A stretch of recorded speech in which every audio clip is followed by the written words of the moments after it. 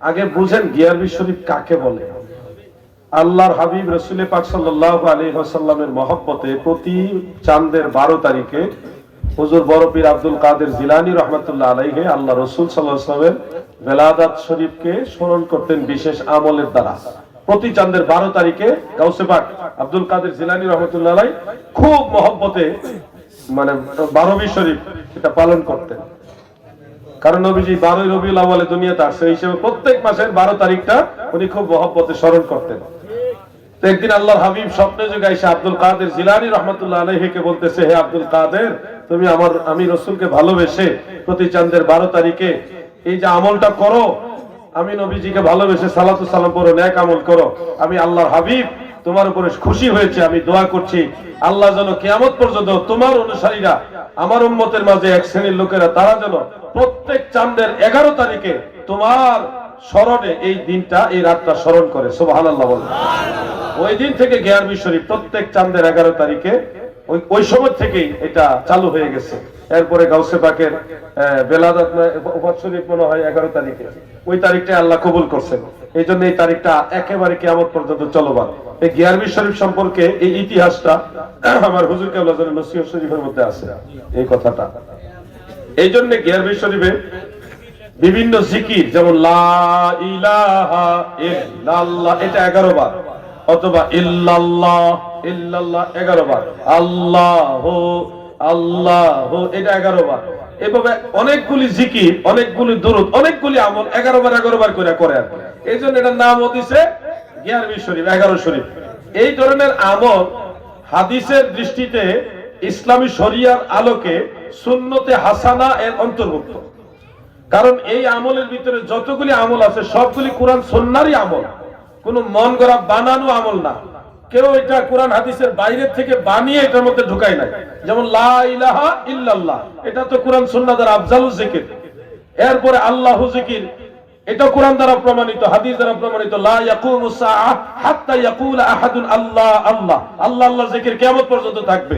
এখানে যতগুলি জিকির হয় প্রত্যেকটা কোরআন হাদিস দ্বারা প্রমাণিত আমল, এগুলিকে একটা 11 বার করে একটা আমলের একটা সুন্দর পদ্ধতির মধ্যে দাঁড় করানো হয়েছে। এই পদ্ধতিটাকে বলা হয় সুন্নতে হাসানা। সহিহ মুসলিমে সুনান ইবনে মাজাহ শরীফ একটা হাদিস, আমার জানা মতে 5 জন সাহাবী থেকে হাদিসটা রয়েছে। রাসূল আকরাম সাল্লাল্লাহু আলাইহি ওয়াসাল্লাম বলেছেন, মান সান্না ফিল ইসলামে সুন্নাতান হাসানা কানা লাহু আজরুহা আও ফালাহু আজরুহা।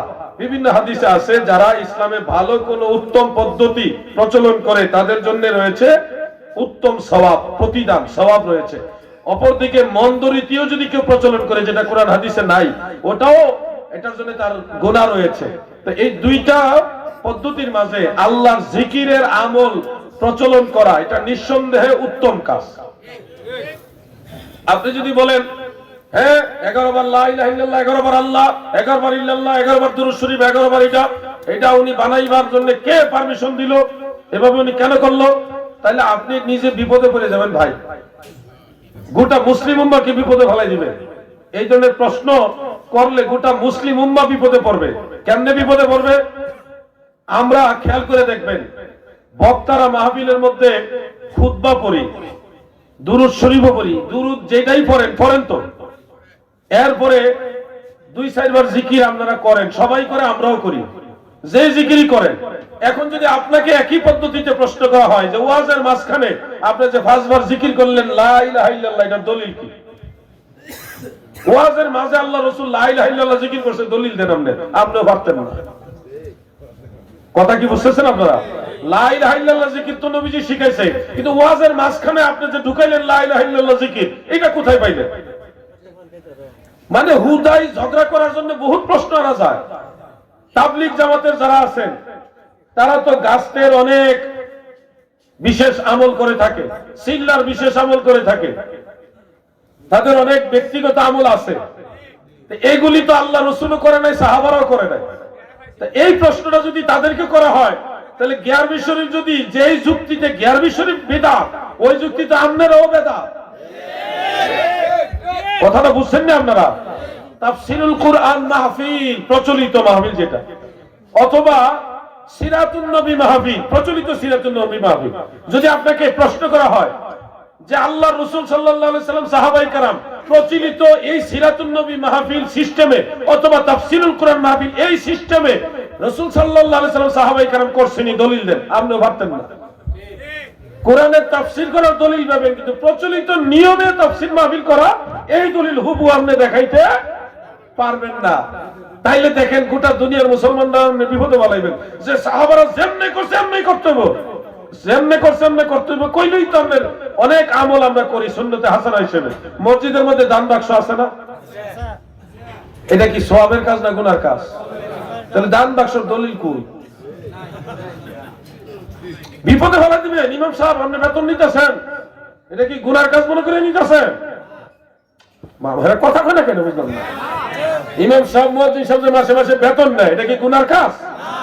তাহলে এটা দলিল কি? আল্লাহর নবী তো বেতন নিছে না, সাহাবারাও নিছে না, আপনি নেন কেন লাগা? বিপদে পড়ে যাবেন, গোটা দুনিয়াকে আপনি বিপদে ফেলাই দিবেন।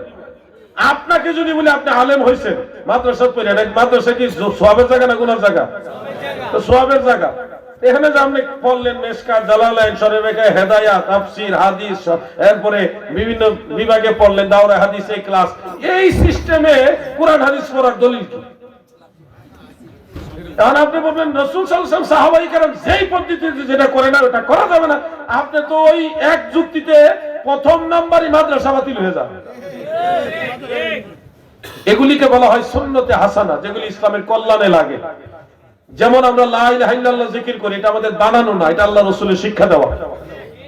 কোরআন হাদিস দ্বারা সমর্থিত যে কোনো উত্তম কাজ যদি বিশেষ কোনো পদ্ধতিতে 2 বার 4 বার 8 বার 10 বার 11 বার কম বেশি করা হয়, এটা আমল, সে কম করলো নালে বেশি করলো, এটাকে সুন্নতে হাসানা হিসেবে ফিকহের দৃষ্টিতে গণ্য করা হয়। এটা মুস্তাহাবের হুকুম রাখে, সওয়াবের কাজ। আল্লাহ আমাদের ভাইদের বুঝার তৌফিক দেন, বলেন আমিন। সবাই বলেন আমিন। এর আগে আসি, আজানের আগে দুরূদ ও সালাম দেওয়া যাবে কি? এই একই প্রশ্ন বহু জায়গায় করা হয়। আজকে দিনের বেলাও এই প্রশ্নটা করা হয়েছে। আজানের পূর্বে আল্লাহ রাসূল সাল্লাল্লাহু আলাইহি ওয়াসাল্লামের একবার দুইবার দুরূদ শরীফ পড়া বা নবীজিকে একবার দুইবার সালাম দেওয়া হাদিস দ্বারা প্রমাণিত আছে, যাবে। ফিকহের দৃষ্টিতে এটা জায়েজ আছে। কেমনে জায়েজ আছে? হযরত বেলাল রাদিয়াল্লাহু আনহু আজান দেওয়ার আগে তিনি নবীজিকে সালাম দিতেন অথবা ভালো দোয়া পড়তেন, এই ধরনের হাদিস আছে। তবে এই কাজগুলি আজানের অংশ না। কেউ যদি নবীজিকে সালাম না দিয়া দুরূদ পড়লো না, ডাইরেক্ট আজান দিলাইলো, তার আজান 100% হবে, তার আজানের কোনো ক্ষতি হবে না। কথা বুঝতে পারছেন? বুঝছেন না? আপনারা বুঝছেন নি? আজান আজানই। এর আগে সালাতু সালাম পড়লেও আজান হবে, সালাতু সালাম না পড়লেও আজান হবে। আপনি মন চাইছে নবীজিকে সালাম দিতে, তাহলে আপনি একবার দুইবার তিনবার সালাম দিয়া 1-2 সেকেন্ড গ্যাপ দিয়া তারপরে আল্লাহ রাসূলকে সালাম দেওয়ার পরে আজান দিলেন। এই পদ্ধতিটা হযরত বেলাল রাদিয়াল্লাহু আনহু থেকে আসছে। দলিল 2টা হাদিস মনে রাখবেন। সিহাসিত্তার কিতাব সুনানু আবি দাউদ শরীফের মধ্যে উল্লেখ, বনি নাজ্জার গোত্রের একজন মহিলার ঘর ছিল মদিনা শরীফে অনেক উঁচা। ওই ঘরের ছাদের উপরে দাঁড়িয়ে হযরত বিলাল ফজরের আজান দিতেন। আজান দেওয়ার পূর্বে তিনি একটা দোয়া পড়তেন এইভাবে, আল্লাহুম্মা ইন্নী আহমাদুকা ওয়াস্তাঈনুকা আলা কুরাইশিন আন ইয়াকুমু দীনাকা ক্বালাত সুম্মা ইউআযযিনু। তিনি এই দোয়াটা পড়তেন। আমি আরেকবার পড়ছি, আল্লাহুম্মা ইন্নী আহমাদুকা ওয়াস্তাঈনুকা আলা কুরাইশিন আন ইয়াকুমু দীনাকা। এটা এই দোয়াটা হযরত বেলাল পরে সুম্মা ইউআযযিনু, এরপর উনি আজান দিতেন। তার মানে হযরত বেলাল আজান দেওয়ার আগে কিছু না কিছু পড়তো, ডাইরেক্ট আজান দিত না। ফজরের আজানের আগে তিনি এটা পড়া তারপর আজান দিতেন। ওই মহিলা সাহাবিয়া বলেন তিনি সব সময় এটা পড়তেন। সুবহানাল্লাহ। এই হলো 1 নম্বর হাদিস। রাসূলের পাকের মুয়াজ্জিন উনি, এটা কিন্তু বাংলাদেশের মুয়াজ্জিন না, আল্লাহ রাসূলের মুয়াজ্জিন, মসজিদে নববীর মুয়াজ্জিন, সাহাবী মুয়াজ্জিন হযরত বেলাল ইবনে রাবাহ রাদিয়াল্লাহু আনহু। ওনার মাজার হলো সিরিয়ার রাজধানী দামেস্কে বাবুস সগীরে হযরত আমিরে মুআবিয়া রাদিয়াল্লাহু আনহুর মাজারের থেকে সামান্য একটু দূরেই হলো হযরত বেলাল রাদিয়াল্লাহু আনহুর মাজার। 2 সাহাবীর মাজার একই কবরস্থানে আমি জিয়ারত করে আসছি। সেই বেলাল রাদিয়াল্লাহু আনহু আরেকটা কাজ করতেন। ইমাম তাবারানী মুআজামুল আওসাতের মধ্যে হাদিসটা উল্লেখ করেছেন এইভাবে, আন আবি হুরায়রা রাদিয়াল্লাহু তাআলা আনহু قال কানা বিলাল রাদিয়াল্লাহু আনহু إذا أراد أن يقيم للصلاة فقال السلام عليك أيها النبي ورحمة الله وبركاته سبحان الله হযরত আবু হুরায়রা বলেন দয়াল নবীর মুয়াজ্জিন হযরত বিলাল যখন নামাজে দাঁড়ানোর ইরাদা করতেন ইজা আরাদা আইয়ুকিমা লিস-সালাহ নামাজে দাঁড়ানোর ইরাদা যখন করতেন তখন তিনি নবীজিকে আসসালামু আলাইকা আইয়ুহান নবী ওয়া রাহমাতুল্লাহি ওয়া বারাকাতুহু বলে সালাম দিতেন এখানে নামাজে দাঁড়ানোর ইরাদা মানে ইচ্ছা হযরত বিলাল রাদিয়াল্লাহু আনহু প্রাথমিক পর্যায়ে নামাজে দাঁড়ানোর ইরাদা করতেন আযান দেওয়ার জন্য যখন তিনি দাঁড়াইতেন তখন আর চূড়ান্ত পর্যায়ে যখন ইকামতের জন্য বিলাল দাঁড়াইতেন এটা ছিল নামাজে দাঁড়ানোর চূড়ান্ত ইরাদা এইজন্য নামাজে দাঁড়ানোর ইরাদা ইচ্ছা হিসেবে ইকামতের পূর্বে অথবা আযানের পূর্বে আল্লাহর নবীকে সালাম দেওয়া হযরত বিলালের সুন্নাত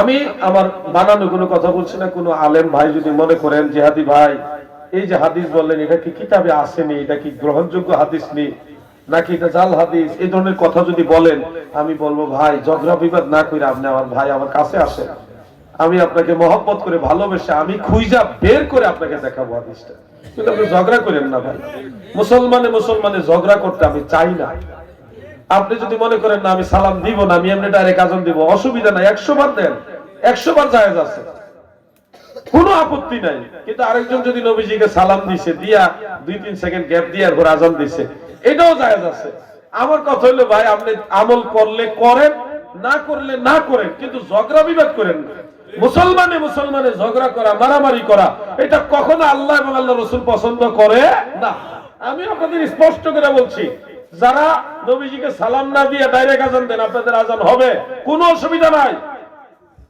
যারা আযান সালাতু সালাম দেন সারা দিচ্ছেন কোনো অসুবিধা নাই দেন কিন্তু যারা নবীজিকে সালাম দিয়া তারপরে আযান দেয় তাদেরকে বাধা দিয়েন না কারণ তারা নবীজিকে ভালোবাসে এই কাজটা করে এবং এটা দলিলও আছে আপনারা আরেকটা জিনিস জানা রাখেন আপনাদের কাজে লাগবে তুকরাহু সালাতু আলান নবী সাল্লাল্লাহু আলাইহি ওয়াসাল্লাম ফি সাবআতিন মাওয়াদি ফতোয়ায়ে শামির মধ্যে উল্লেখ 7 জায়গায় আল্লাহ রাসূলের দুরূদ পড়া মাকরুহ কয় জায়গায় জোরে কর আমি এদিকে চাইছি এদিকে আপনারা কথা কইতেন না 7 জায়গায় কি সেই 7টা জায়গা আপনাদের জানা দরকার আছে আল জিমা স্বামী স্ত্রী একত্রে রাত্রি যাপনের সময় নবীর দুরূদ শরীফ পড়া যাবে না মাকরুহ হাজাতুল ইনসান পেশাব পায়খানা মানুষের হাজত সারানোর সময় নবীর দুরূদ শরীফ পড়া যাবে না মাকরুহ চলার পথে আসার খাইছেন উষ্টা খাইছেন হুচট খেয়ে পড়ে গেছেন তখন নবীর দুরূদ শরীফ পড়া যাবে না ইন্না লিল্লাহ পড়বেন ইনদাল উতাস হাসি দিবেন আলহামদুলিল্লাহ বলবেন কিন্তু নবীর দুরূদ শরীফ পড়া যাবে না ইনদাল যাবিহ পশু জবাই করতেছেন ওই সময় বিসমিল্লাহি আল্লাহু আকবার বলবেন নবীর দুরূদ শরীফ পড়া যাবে না মাকরুহ ব্যবসার মাল নিয়ে বসছেন জোরে জোরে দুরূদ পড়তেছেন উদ্দেশ্য মাল বিক্রি হবে ওই নিয়তে নবীর দুরূদ শরীফ পড়া যাবে না এই ধরনের 7টা জায়গায় দুরূদ শরীফ পাঠ করা মাকরুহ এই 7 জায়গার বাইরে অন্য জায়গায় দুরূদ শরীফ পড়ার হুকুম সম্পর্কে ফতোয়ায়ে শামিতে লেখছে ওয়া মুস্তাহাব্বাতুন ফি কুল্লি আওকাতিল ইমকান আই হাইসু লা মানে এই নিষিদ্ধ পর্যায়ের মাকরুহ পর্যায়ের 7 জায়গা ছাড়া বাকি সব জায়গায় সব সময় আল্লাহ রাসূলের দুরূদ শরীফ পড়া মুস্তাহাব সুবহানাল্লাহ তাহলে আযানের পূর্বে নবীজিকে সালাম দেওয়া দুরূদ শরীফ পড়া মাকরুহ এটা উল্লেখ নাই এজন্য ওই ফতোয়া মোতাবেক আযানের পূর্বে নবীজিকে সালাম দেওয়া দুরূদ শরীফ পড়া এটা মুস্তাহাব সময় সুযোগ হইলে নবীজির দুরূদ বা সালাম একবার দুইবার পড়া তারপরে আযান দিয়ে আবার অনেক ভাইরা একটু বেশি বাড়াবাড়ি করেন আমার কথা হচ্ছে একটা ব্যালেন্সে আসে 4 বার 5 বার সালাম দিতে গেলে মানুষ মনে করে কি সালাম দিতে দাঁড়াইছেন আযান দিতে দাঁড়াইছেন আপনি একবার সালাম দেন বা দুইবার দেন তাইলে জিনিসটা সহনীয় পর্যায়ে আসবে আসসালাতু ওয়াসসালামু আলাইকা ইয়া রাসূলুল্লাহ আসসালাতু ওয়াসসালামু আলাইকা ইয়া রাহমাতাল লিল আলামিন এরপরে শুরু করে দেন আযান তাহলে দেখবেন যারা এই সালাতু সালামের ব্যাপারে একটু নেগেটিভ তারা কইব না ঠিক আছে, এটা মজাই লাগছে।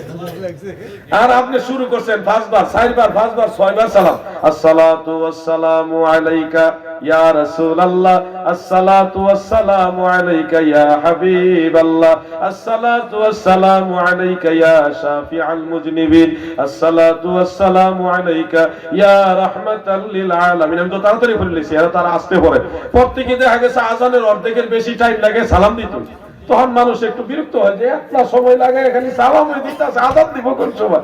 একটা ব্যালেন্স নিয়ে আসেন। যেদিন মানুষ নবীর দরুদ সালামের মজা বুঝবো, ওই দিন 100 বার দিলেও তারা বেজার হইতো না। কথাটা বুঝছেন না আপনারা? হযরত বেলাল রাদিয়াল্লাহু আনহু একবার সালাম দিত। কয়বার দিত? একবার। আপনারা একবার দিয়ে শুরু করেন না, এরপরে যখন মজা লাগে তখন 2 বার দিবেন। তবে আমার মনে হয় আজানটাকে বেশি প্রায়োরিটি দেওয়া উচিত। আজানটা গুরুত্ব দিয়া 1 থেকে 2 বার নবীজিকে সালাম দেওয়াটাই এনাফ। অন্য সময় আরো বেশি বেশি সালাম দিবেন, এটা আমার পরামর্শ। বেশি দিল মারহাবা, 1 বার 2 বার দিল মারহাবা, আমরা সালাতু সালাম চাই, এটার পক্ষে আমরা। কথাটা কি বুঝছেন না আপনারা সবাই? হাইয়া আলাস সালাহ বলার সময় দাঁড়ানো জায়েজ কিনা? একামতে, নামাজের একামতে হাইয়া আলাস সালাহর সময় নামাজে দাঁড়ানোটাই হলো সুন্নত তরিকা। ঠিক। যদিও অনেকে এটা আমল করেন না, কিন্তু আমল করা উচিত, আমল করা উচিত। মুসান্নাফ আব্দুর রাজ্জাকে একটা হাদিস রয়েছে, হযরত আমিরে মুআবিয়া রাদিয়াল্লাহু আনহুর বোন, নবীজির স্ত্রী হযরত উম্মে হাবিবা রাদিয়াল্লাহু তাআলা আনহা, তিনি বলেছেন রাসূল সাল্লাল্লাহু আলাইহি ওয়াসাল্লাম আমার ঘরে ছিলেন। কানা নবী সাল্লাল্লাহু আলাইহি ওয়াসাল্লাম ফি বাইতি ফাইজা ক্বালা আল মুয়াজ্জিন হাইয়া আলাস সালাহ নাহাদা রাসূলুল্লাহ সাল্লাল্লাহু আলাইহি ওয়াসাল্লাম আলিস সালাহ। যখন মুয়াজ্জিন হাইয়া আলাস সালাহ বলেছে, তখনই নবীজি নামাজের জন্য দ্রুত গতিতে গিয়ে দাঁড়িয়েছে। এজন্য নবীজির আমল হলো মুয়াজ্জিন হাইয়া আলাস সালাহ যখন বলবে তখনই দাঁড়াইতে হয়, ইমাম এবং মুসল্লি। এর আগ পর্যন্ত সবাই বসে থাকতে হয়, এটা হলো সুন্নত তরিকা এবং মুস্তাহাব। ইমাম সাহেব বসে আছে, আপনি কি দাঁড়ায় রয়েছেন, এটা মাকরুহ। ইমাম একামতের পর পরই দাঁড়ায় গেছে, আপনি দাঁড়ায় গেছেন, ইমামের ইত্তেবা করছেন, ওটা মাকরুহ না। কিন্তু ইমাম বসে আছে, আপনি কি পণ্ডিতজি দেখা দাঁড়ায় রয়েছেন, এটা ইমামের অবমাননা। ইন্নামা জুইলাল ইমামু লিউতাম্মা বিহি, ইমামকে নিযুক্ত করা হয় তার আনুগত্য করার জন্য। ইমাম বসে থাকলে আপনি মসজিদে ঢুইকা বসে যাবেন, ইমাম যখন দাঁড়াবে আপনি তখন দাঁড়াবেন। মনে থাকবে? পীর ধরা কতটুকু গুরুত্ব? পীর ধরার গুরুত্ব অবশ্যই রয়েছে, তবে সবার বেলা এক সমান না। যারা নামাজি, পরহেজগার, হালাল হারাম বুঝেন, সত্য কথা বলেন, মানুষের হক নষ্ট করেন না, তাদের জন্য পীর ধরা হলো মুস্তাহাব, অধিকতর সওয়াবের কাজ, উত্তম কাজ। আর যারা সবসময় ফাসিকি গুনার কাজে রয়েছেন, আমি কিশোরগঞ্জে আমাদের মেগা জলসায় নফসের 5টা স্তরের ব্যাখ্যা বিস্তারিত দিয়েছি। এই 5 স্তরের মধ্যে নফসে আম্মারা, যাদের নফস সবসময় গুনার কাজে উৎসাহিত হয়, এই ধরনের নফসের মানুষ যারা, তাদের জন্য পীরের কাছে বায়াত হওয়া ফরজ। কেন জানেননি? এই মানুষটা তো ভালো কাজ বুঝে না, ভালোর দিকে যায় না। এই জন্য একজন কামেল পীরের সোহবতে গেলে সে আস্তে আস্তে ভালোর দিকে আসবে। একজন কামেল পীর হলো মানুষকে আল্লাহর দিকে ধাবিত করার পথ প্রদর্শক। এই জন্য অবস্থা ভেদে পীর ধরা ফরজ, পীর ধরা ওয়াজিব, পীর ধরা মুস্তাহাব, অবস্থা ভেদে। বিয়ের মাসালাটা কিন্তু অবস্থা ভেদে ফরজ, অবস্থা ভেদে সুন্নত। সবসময় সুন্নত না, সবসময় ফরজ না। পীর ধরা বা বায়াত হওয়ার মাসালাটাও এরকম, যার যার নফসের অবস্থানের উপরে এটার হুকুম নির্ভর করে থাকে। পূর্বসূরি আইম্মাই কারাম তারা সবাই তাজকিয়ায়ে নফসের জন্য বিভিন্ন শায়েখ মাশায়েখদের কাছে বায়াত গ্রহণ করেছেন। এটা নতুন কিছু না।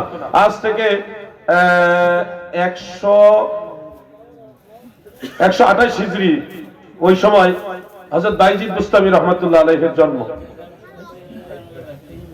128 হিজরি, আর 201 হিজরিতে হলো ইন্তেকাল।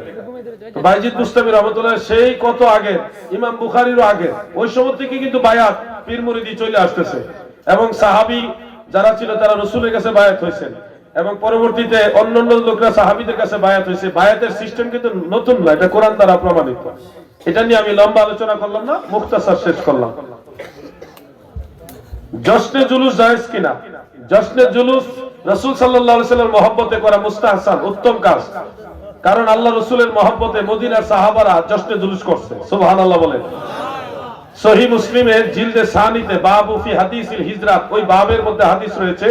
মুসনাদ আবি আলা শরীফের মধ্যে হাদিসটা রয়েছে, যেদিন নবীজি মক্কা থেকে হিজরত করে ইয়াসরিব মানে মদিনা মুনাওয়ারায় প্রবেশ করেন, সেদিন মদিনার সকল সাহাবীরা কেউ ঘরের ছাদে কেউ রাস্তায় নেমে জশ্নে জুলুস করেছে। জশ্নে জুলুস মানে আনন্দ র্যালি, সবাই রাস্তায় নেমে আনন্দে আল্লাহ রাসূলের আগমনে নাচ শরীফ বলেছে, তালাআল বাদরু আলাইনা মিন সানিয়াতিল বিদা ওয়াজাবা শুকরু আলাইনা মাদা লিল্লাহি দা। আল বিদায় ওয়ান নাহর মধ্যে রয়েছে। আর মুসলিম শরীফ উল্লেখ, ইউনাদুনা ইয়া মুহাম্মাদু ইয়া রাসূলুল্লাহ, ইয়া মুহাম্মাদু ইয়া রাসূলুল্লাহ। সেদিন মদিনার সমস্ত সাহাবারা জশ্নে জুলুস করেছে আর নারায়ে রিসালাতের স্লোগান দিয়েছে, ইয়া রাসূলুল্লাহ। সুবহানাল্লাহ বলেন। আপনি হয়তো আমাকে এটাই বলবেন যে প্রতি বছরে বছরে সাহাবারা জশ্নে জুলুস করছে, এটাই তো বলবেন। ভাই, যেই কাজ সাহাবারা জীবনে একবার করছে ওইটা নাজায়েজ হয় না, যেই কাজ নবীজি জীবনে একবার করছে এটা আজীবনের লেগে আমাদের জায়েজ। মুসা নবী বাহরে কুলজুম, আপনারা বলেন নীল নদ পার হইছে কয়বার? একবার। কিন্তু এই ঘটনাকে কেন্দ্র করে ওনার উম্মতেরা প্রতি বছরে বছরে এই দিনটা রোজা রাখা পালন করতেন। তাহলে ঘটনা ঘটে একবার, পালন করা হয় বারবার। বাংলাদেশ স্বাধীন হয়েছে কয়বার? কিন্তু স্বাধীনতা দিবস, বিজয় দিবস পালন হয় কয়বার? প্রতি বছর বছর বারবার। ঘটনা ঘটে একবার, পালন করা হয় বারবার। নবীজি বেলাদাত বা জন্ম মুবারক হয়েছে একবার, কিন্তু পালন হয় বারবার। আপনি বলবেন নবীজি জন্ম হওয়ার পরে নবীজির জন্ম দিবস উপলক্ষে জশ্নে জুলুস কেউ করছেনি। ভাই, একটু ঠান্ডা মাথায় চিন্তা করেন। মাদারুজুন নবুয়তের মধ্যে উল্লেখ আছে, আল্লাহ রাসূল যেদিন দুনিয়াতে আসেন সেদিন আল্লাহ ৭০,০০০ ফেরেশতা দিয়া, অন্য জায়গায় আছে অগণিত ফেরেশতা দিয়া আল্লাহ আনন্দ রিলি করেছে। লাইনে লাইনে সব ফেরেশতার দ্বারা করায় বলছে, আমার হাবিব দুনিয়াতে শুভাগমন করছে, তোমরা আমার হাবিবের আগমনে আনন্দ করো, মারহাবা ধ্বনি দাও, মারহাবা ইয়া রাসূলুল্লাহ, মারহাবা ইয়া হাবিবাল্লাহ। হাজার হাজার অগণিত ফেরেশতারা সেদিন জশ্নে জুলুস করেছে। সুবহানাল্লাহ। আপনি বলবেন সাহাবারা করছেন, আরে ভাই, নবীজি যখন দুনিয়াতে আসে ওই সময় কি ইসলাম ধর্ম আসিল? ওই সময় তো ইসলাম ধর্মই নেই। আপনি খুঁজতেছেন সাহাবারা জশ্নে জুলুস করছেন। নবীজি ৪০ বছর বয়সে নবুয়তের দাওয়াত দেওয়া শুরু করলেন, কোরআন নাজিল শুরু হইলো, এরপরে মুসলমান আস্তে আস্তে বাড়তেছে। ৪০ বছর বয়স গেল গা নবীজি, ৬৩ বছর থেকে ৪০ বছর বয়স চলে গেল মক্কা জীবনে, ইসলাম ধর্মই তখনো জাহের হয় নাই। আপনি খুঁজতেছেন সাহাবারা মিলাদুন নবী করছেন, জশ্নে জুলুস করছেন। ভাই, ৪০ বছর পরে ১৩ বছর আসিলেন মক্কা, ১৩ বছরে কি কষ্ট করে নবীজি নামাজ পড়ছে আপনি জানেন? আযানও দিতে পারছে না একটা লম্বা সময়। হযরত ওমর ইসলাম গ্রহণ করার পরে প্রকাশ্যে আযান দেওয়া সম্ভব হয়েছে। কাবা ঘরের এরিয়ায় মাতাব যেখানে, এখানে এসে নামাজ পড়তে পারতো না নবীজি, লুকায় লুকায় নামাজ পড়তো। সেজদা দিলে নবীজির পিঠ মুবারকের উপরে উটের পচা নারী বুড়ি ঢাইলা দিত, নবীজিকে ইট মারতো, পাথর মারতো, নবীজিকে পাগল বলতো। কত অত্যাচার করছে আল্লাহ রাসূলকে। তায়েফের ময়দানে নবীজিকে মারতে মারতে বেহুশ করে ফেলছে। আর আপনি খুঁজতেছেন সাহাবারা জশ্নে জুলুস করছেন। আপনি একটু বুঝার চেষ্টা করেন, ১৩ বছরের মধ্যে কত সাহাবীকে আবিসিনিয়ায় অমুক অমুক বিভিন্ন জায়গায় পাঠায় দিয়েছে হিজরত করে, তোমরা চলে যাও, মক্কাবাসী তোমাদের মেরে ফেলবে। যেখানে নামাজ পড়তে পারে না, জান বাঁচানো কঠিন ব্যাপার, ওখানে জশ্নে জুলুস খুঁজতেছেন আপনি। এটা ঠিক নাকি? এরকম কঠোর হবেন না। মদিনা জীবনে গিয়ে জশ্নে জুলুস শুরু হয়েছে। মদিনা নিরাপদ জায়গা, আল্লাহ রাসূলের আগমনে মদিনার সাহাবারা নবীর আগমনে জশ্নে জুলুস করছে। মারহাবা বলেন। আমাদের জন্য এটুকুই যথেষ্ট। এটা যে জায়েজ কাজ, জশ্নে জুলুস করা, এই কাজটা যে জায়েজ কাজ, আল্লাহ রাসূল সমর্থন করছে, নবীর আগমনে নবীর সাহাবারা করছে, এটাই তো আমাদের জন্য এনাফ, যথেষ্ট জায়েজ হওয়ার জন্য। প্রতি বছরে বছরে সাহাবারা করলে এটা তো সুন্নতে মুআক্কাদা হয়ে যেত। আমরা তো এই জন্য বলি এটা মুস্তাহসান, উত্তম কাজ, নবীর মহব্বতের কাজ, শরীয়তের হুকুম ব্যালেন্স করে আমরা কথা বলি।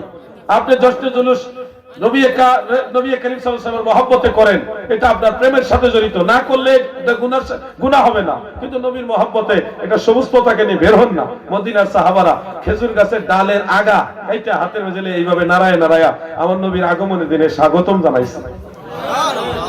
আমরা একটা সবুজ পতাকা নিয়ে নবীর বেলাদাতের দিন, শুভাগমনের দিনটাকে ছোট বাচ্চাদের দিও তো, মারহাবা ইয়া রাসূলুল্লাহ, মারহাবা মারহাবা ইয়া হাবিবাল্লাহ মারহাবা।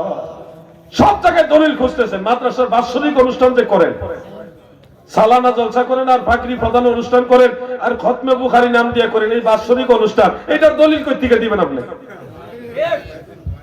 এজন্য বলছে বাড়াবাড়ি ভালো না। আপনি মনে চাইলে অ্যাটেন্ড করেন, নাইলে করেন না, কিন্তু বাড়াবাড়ি করবেন না প্লিজ। আল্লাহ আমার ভাইদের সবাইকে একটু সহনীয় পর্যায়ে আসার তৌফিক দেন, বলেন আমিন। আমার কথা কি আপনারা কেউ রাগ হইতেছেন? আমি কারো গালাগালি করছি? এটার মধ্যে আর প্রশ্ন নাই।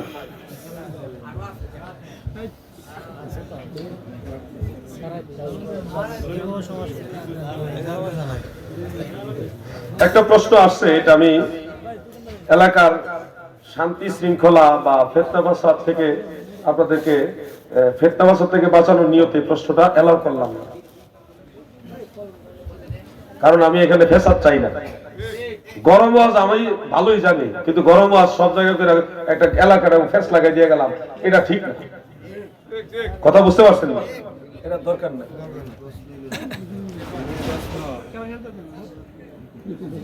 এই দুইটা প্রশ্নই ঝামেলা। এটা আমার থেকে পার্সোনাল জেনে নিয়ে সব প্রশ্নের উত্তর দিতে নাই, জানলেও সব কথা সব জায়গা বলতে নাই। কারণ দেখা গেছে একটা কথা ভালো কথা, কিন্তু এই ভালো কথাটা সবার কাছে ভালো নাও লাগতে পারে, তাই না? এই জন্য কিছু প্রশ্ন আমি এড়াই গেলাম বৃহৎ স্বার্থে। আপনারা কি বেজাননি আমার উপরে? এটা লাস্ট, আর প্রশ্ন নিচ্ছি না। নবীজিকে জনাব বলা যাবে কি? প্রশ্ন সুন্দর একটা প্রশ্ন, আপনারা একটু ভালোভাবে খেয়াল করেন। লাস্ট প্রশ্ন নিলাম, এরপর আর প্রশ্ন নিচ্ছি না। রাসূল করিম সাল্লাল্লাহু আলাইহি ওয়াসাল্লামকে অনেক বক্তারাই জনাব বলে, জনাবে রাসূলুল্লাহ বলে।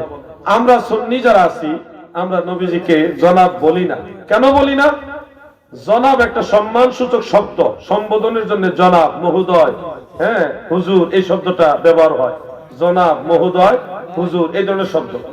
জনাবের উপরে যিনি একটু বেশি, উনার নামের আগে সম্মানিত থাকে, সম্মানিত, সম্মানীয় ইত্যাদি। মানে জনাবের চেয়ে আর একটু হাই লেভেলের হলো সম্মানিত, সম্মানিত অথবা সম্মানীয়। এই সম্মানিত, সম্মানীয়, এর চাইতে আর একটু হাই লেভেলের উচ্চতর সম্মানের শব্দ হলো মান্যবর। কথাটা বুঝতেছেন না আপনারা? একটা দলের চেয়ারম্যান, তাকে মান্যবর বলতে হয়, মান্যবর সভাপতি, মান্যবর চেয়ারম্যান। ক্লাসটা বুঝতেছেন তো আপনারা? জনাব শব্দটা সম্মানের, কিন্তু এর চেয়ে বেশি সম্মানের যারা, তাদেরকে বলতে হয় সম্মানিত, সম্মানীয়। এর চেয়ে বেশি সম্মানিত যারা, তাদেরকে কি বলতে হয়? মান্যবর। কি বলতে হয়? মান্যবর। মান্যবরের চেয়েও আরেকটু যারা বেশি সম্মানিত, তাদেরকে বলা হয় মাননীয়। যেমন মাননীয় প্রধানমন্ত্রী, মাননীয় মন্ত্রী মহোদয়, এই কথাগুলি বুঝতে পারছেন তো আপনারা? মাননীয় চাইতেও আরো যারা একটু বেশি হাই লেভেলের সম্মানিত, তাদেরকে বলা হয় মহামান্য। মহামান্য কোন দেশে? আপনারা দেশে। আপনারা কিশোরগঞ্জের না? মহামান্য রাষ্ট্রপতি আপনারা ছিলেন না? আল্লাহর বান্দা, সম্মানিত মানুষ এবং বাংলাদেশের একজন কৃতি সন্তান। আমি তাকে কৃতি সন্তান এই কারণে বললাম, বাংলার ইতিহাসে সবচেয়ে দীর্ঘতম সময় রাষ্ট্রপতির দায়িত্ব পালন করে ফুলের মালা নিয়ে চোখের পানির সাথে মানুষ যাকে সম্মানের সাথে অবসরে দিয়েছেন, তিনি হলেন আমাদের সাবেক মহামান্য রাষ্ট্রপতি আব্দুল হামিদ সাহেব। এজন্য আমি ওনাকে একটু আলাদাভাবে অনার করি, ওনার এলাকা হিসেবে না, অন্য জায়গায় আমি ওনার সম্মানের কথা বলি। তো একজন রাষ্ট্রপতিকে আমরা সম্মান সবচেয়ে বেশি বিদায় বলি মহামান্য। কথা বুঝতেছেন আপনারা? আর বাংলাদেশে আরো আইন আছে, মহামান্য যিনি প্রধান বিচারপতি, ওনাকেও মহামান্য বলতে হয়। আরো কি কি জানা আছে। তো মহামান্য হলো একজন রাষ্ট্রপতি। আপনারা বলেন, আমাদের দয়াল নবী রাসূল আকরাম, রাসূল আকরাম, রাসূল আকরাম, সাইয়্যিদুল মুরসালিন, রাহমাতুল লিল আলামিন, উনি কি মহামান্য রাষ্ট্রপতির চেয়ে আরো নিচের ক্লাসে?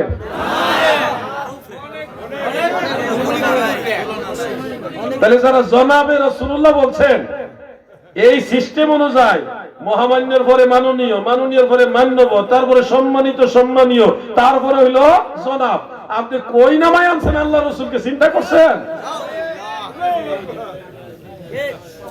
যদিও উনি খারাপ উদ্দেশ্যে বলেন, সম্মানের নিয়তই বলছে, এই জন্য উদ্দেশ্য খারাপ না হওয়ার কারণে তার উপরে কোনো ফতোয়া নাই। কিন্তু আমার মনে হয় এই যে কথাগুলি শুনলেন, এরপরের থেকে দয়াল নবীজির ব্যাপারে একটু সতর্ক হয়ে কথা বলা উচিত। পৃথিবীর সমস্ত মহামান্যদেরকে এক পাল্লায় রাখলেও দয়াল নবীজির কদম মোবারকের ধুলার সম্মান হওয়া হবে না। ঠিক না বেঠিক?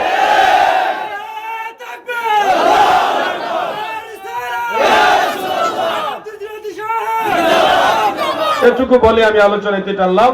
আসেন দাঁড়ায় নবীজিকে সালাম জানাই। ইয়া নবী